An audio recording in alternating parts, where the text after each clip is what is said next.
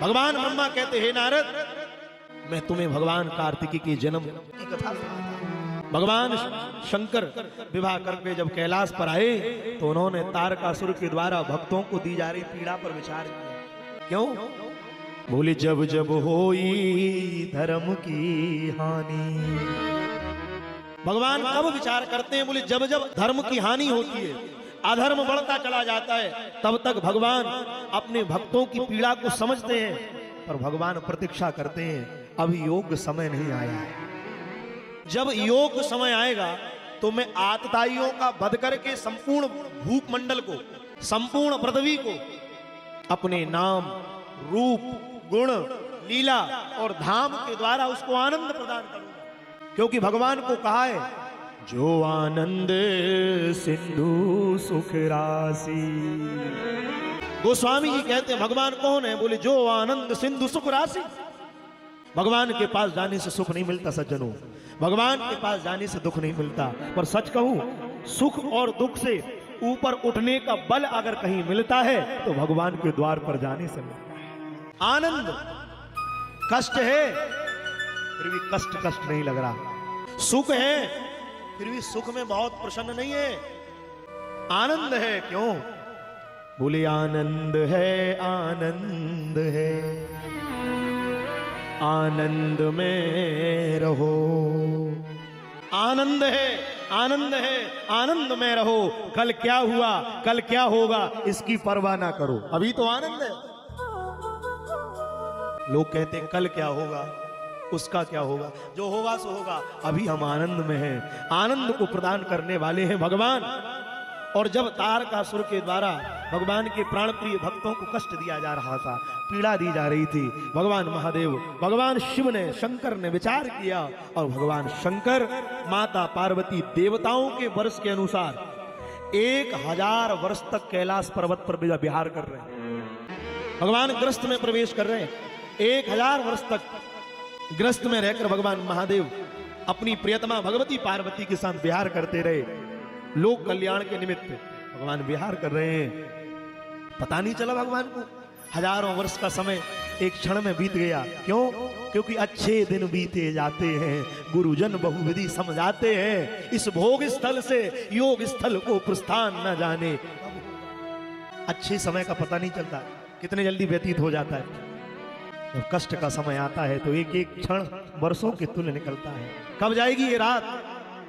भगवान राम कहते हैं, कब ये रात जाएगी, कब हनुमान बूटी लेकर आएंगे, कब मेरा अनुज लक्ष्मण मूर्छा अवस्था से दूर हो जाएगा।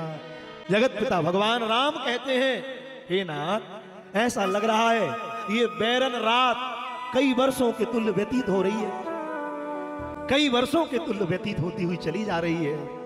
क्योंकि कष्ट का समय कैसा व्यतीत होता है, सुख के समय में बोध नहीं होता, समय व्यतीत हो जाता है। और आज भगवान शंकर माता पार्वती का समय क्षण भर में व्यतीत हो गया। अब तो देवताओं ने देख लिया कि तारकासुर देवताओं को त्रास दे रहा है, साधुओं को त्रास दे रहा है, गौ और ब्राह्मणों को श्राप दे रहा है। देवताओं ने कहा क्या करें भैया, पर्वतों की गुफाओं में जा जाकर आश्रय प्राप्त कर लिया। देवता आपस में विचार कर रहे हैं कि भगवान शंकर ने हमारे कल्याण के लिए विवाह किया था महाराज, फिर भी अभी उन्होंने किसी संतान को जन्म नहीं दिया। तब सारे देवता भगवान श्रीमन्नारायण के पास गए, हे भगवान, आप विष्णु हैं, आप सारे विश्व का पालन करते हैं, आप सारे विश्व का भरण करते हैं, आप सारे विश्व का भरण पोषण करते हैं, हे ना हमारी ओर भी देखो। भगवान नारायण ने कहा क्या बात है? बोले जिस हेतु से देवादिदेव भगवान शंकर का विवाह कराया था, अभी वो उद्देश्य पूरा नहीं हुआ है और भगवान शिव अभी कैलाश पर विचरण कर रहे हैं। ब्रह्मादिक देवताओं ने भगवान नारायण को समझाया। तो भगवान नारायण ने कहा कि संसार में बिना भगवान शंकर की इच्छा के कोई भी उनके मन की वृत्ति को बदल नहीं सकता। उनके मन की वृत्ति को बदलना है तो हे देवताओं, एक काम करो, शशांक शेखर भगवान शिव की शरण में चले जाओ, कृपा करेंगे। सारे देवता भगवान शंकर की शरण में गए महाराज। और जैसे ही गए तो शंकर जी पार्वती जी के साथ श्रृंगार रस में विहार कर रहे थे। ब्रह्मा जी कहते हैं नारद, जब मेरे महादेव श्रृंगार रस में विहार कर रहे थे, 1000 वर्ष पूर्ण होने का समय का धैर्य रखने के लिए कहा था, पर धैर्य नहीं रखा। देवता स्तमन करने लगे भगवान का, और यहां शक्ति और शक्तिमान के विहार से धरती कांप उठी, सारा त्रिलोक भय से कांपने लगा।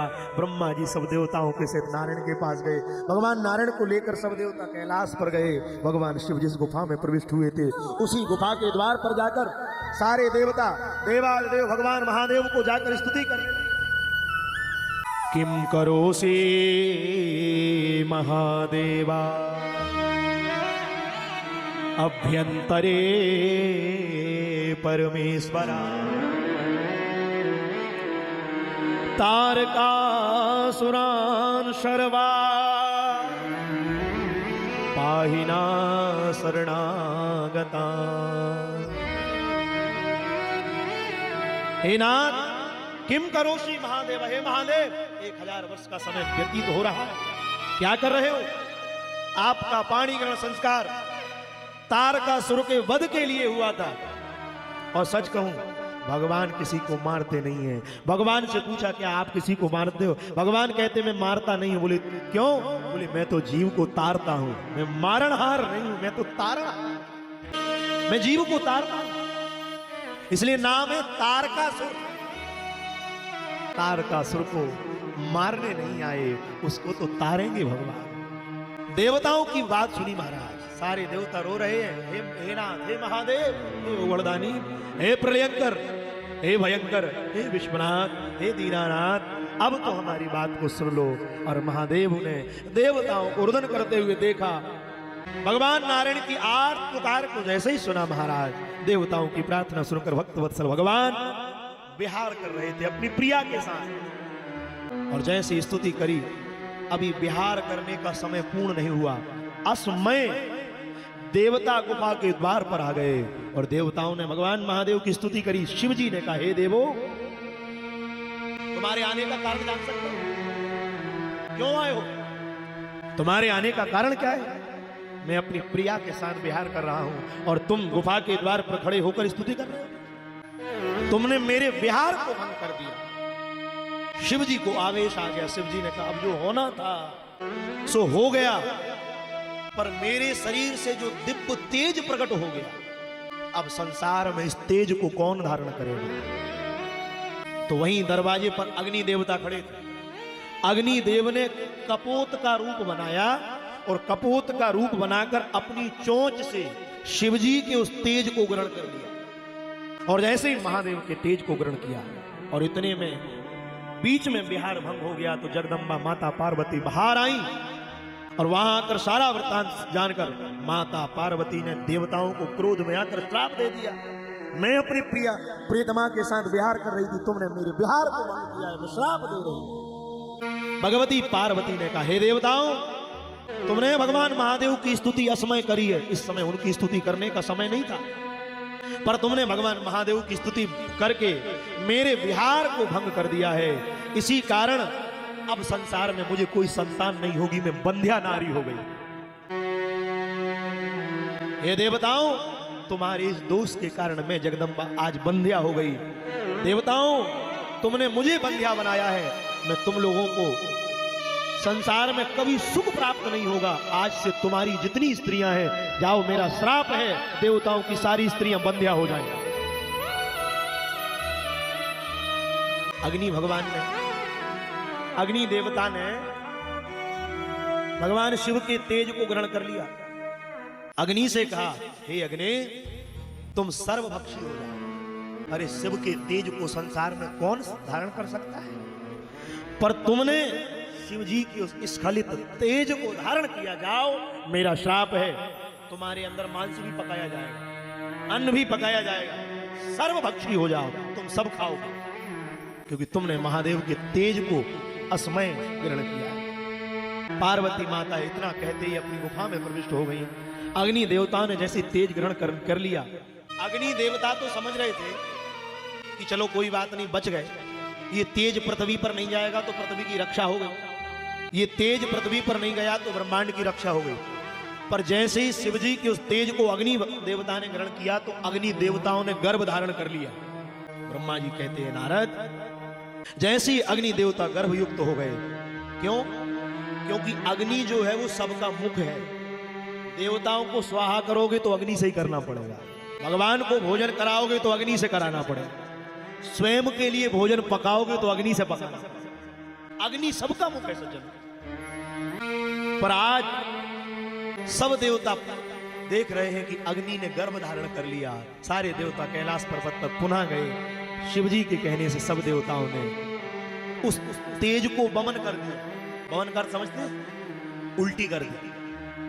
भगवान ने कहा इस तेज को संसार में कोई धारण नहीं कर सकता, एक काम करो मेरे इस तेज को वमन कर दो। तो जैसे ही देवताओं ने वमन किया तो सारे देवताओं के मुख से तो भगवान शिव का तेज निकल गया, किंतु अग्नि देवता के हृदय की जलन शांत नहीं हो रही। जल रहा है उनका हृदय, क्योंकि शिवजी का तेज ग्रहण कर शंकर जी का तेज धारण किया। अग्नि ने भगवान शिव से कहा, हे महादेव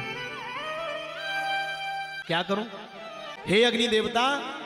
अग्नि देवता ने भगवान शिव से कहा, भगवान शंकर ने कहा जाओ, किसी सुलक्षणा स्त्री इस तेज को अगर अपने गर्भ में धारण कर लेगी तो तुम्हारी जलन अपने आप शांत हो जाए। तो उसी समय महाराज माघ का महीना था। माघ के महीने में सप्तऋषियों की पत्नी प्रयागराज में गंगा स्नान करने के लिए गई। जैसे ही सप्तऋषियों की पत्नी गंगा स्नान कर रही थी तो माघ का महीना था, भयंकर सर्दी लग रही थी और गंगा जी का कितना शीतल जल है, भयंकर सर्दी लग रही थी। तो अग्नि देवता को भगवान शिव ने कह दिया था कि मेरे इस तेज को जिसको तुमने धारण किया है, इस तेज को अगर किसी सुलक्षणा नारी ने धारण कर लिया तो तुम्हारे हृदय में जो जलन हो रही है वो शांत हो जाएगी। तो अग्नि देवता ने कहा कौन मेरे इस तेज को धारण करेगा? तो त्रिवेणी के संगम पर जहां सप्त ऋषियों की पत्नी स्नान कर रही थी वहां जाकर अग्नि प्रज्वलित हो गई। और जैसे ही अग्नि प्रज्वलित हुई नारायण, तो सप्त ऋषियों की पत्नी ने स्नान किया। स्नान करते ही कड़ाके की सर्दी लग रही, क्या करें?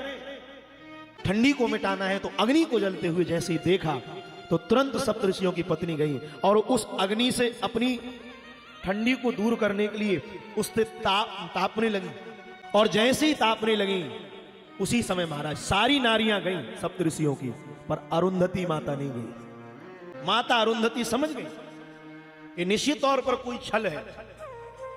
तो अग्नि देवताओं ने जैसे ही उन्होंने अग्नि को तापा तो जो रोम है शरीर के, अग्नि ने भगवान शिव के तेज को रोम के द्वारा सप्त ऋषियों की पत्नी के गर्भ में प्रवेश करा। अग्निदेव ने रोमकूपों के माध्यम से उस तेज को उन्हीं ऋषि पत्नियों के शरीर में प्रविष्ट कर दिया।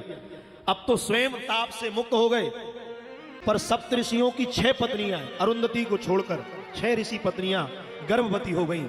अब तो वो भयंकर रुदन करने लगी, ये क्या हो गया? हम तो अग्नि को तापने गए थे, हमारे यहाँ गर्भ कैसे धारण हो गया? अब हम लौटकर अपने ऋषियों के पास जाएंगे, हमारे पति हमें स्वीकार नहीं करेंगे। पति स्वीकार नहीं करेंगे, क्या करें? तो जैसे ही पतियों के पास गई, 6 ऋषि के पतियों ने त्याग कर दिया, बोले हम तुम्हें धारण नहीं करेंगे। ये किसका पुत्र है? ये गर्भ किसका धारण किया है तुमने? व्याकुल हो गई महाराज। और उसी गर्भ रूपी तेज को नारियों ने विचार किया इसको कहां ले जाएं। तो सीधे हिमालय पर्वत के ऊपर पहुंच गई, शिखर पर। और जैसे ही शिखर पर पहुंची तो भगवान शिव के उस तेज को, जिस तेज को अग्नि ने धारण किया, अग्नि ने उस तेज को 6 ऋषि पत्नियों के गर्भ में धारण करा दिया। और ऋषि पत्नियां आज उस तेज को लेकर जैसे ही गई तो हिमालय पर्वत के ऊपर हिम शिखर पर जाकर छोड़ दिया। और जैसे ही हिम शिखर पर त्याग दिया, अब तो हिमालय कांपने लगा। और हिमालय जैसे ही उस शंकर जी के तेज को धारण करके कांप उठा, तो उसी तेज को वो धारण नहीं कर पाए, तो उन्होंने उसी समय उस तेज को भागीरथी गंगा में प्रवाहित कर दिया। अब तो गंगा जी में जैसे ही प्रवाहित कर दिया, गंगा मैया उस तेज को सहन नहीं कर पाई। उन्होंने कहा क्या करें, इस तेज को संसार में कौन धारण करेगा, ये महादेव का तेज है। तो गंगा मैया ने उसी तेज को उसी समय सरकुंडों में जाकर महाराज जी विराजमान कर दिया। और जैसे ही सरकुंडों के समूह में उस तेज को स्थापित कर दिया, अब तो तेज सरकुंडों में जैसे ही गया तो सरकुंडों में उसी तेज से एक सुंदर से बालक का जन्म हो गया। और वो बालक कौन है? मार्गशीर्ष अगहन मास के शुक्ल पक्ष की षष्ठमी तिथि को वही तेज शिवजी के पुत्र के रूप में, शिवजी के पुत्र कार्तिकेय के रूप में पृथ्वी पर प्रकट हो गया। उसी तेज का नाम है भगवान कार्तिकेय।